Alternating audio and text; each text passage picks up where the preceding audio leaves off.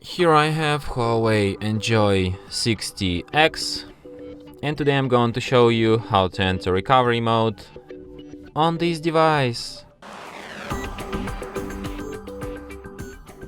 So to do this, firstly what you'll have to do is to hold down power key in order to turn your device off. Tap power off, and after it turns off completely, hold down combination of keys power key plus volume up at the same time for a couple of seconds like this. After the screen turns on and you can see Huawei logo appeared, you can release power key and keep holding only volume up.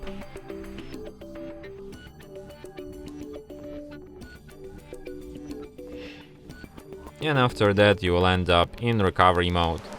So here you can use volume keys to navigate and power key to select, and you have such options as restart, clear data. In clear data you have wipe cache partition and factory reset.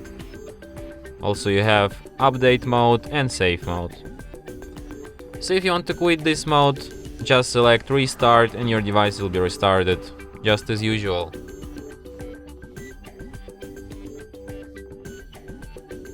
And that's it. Thanks for watching. If you find this tutorial useful, don't forget to hit that like button and subscribe to our channel.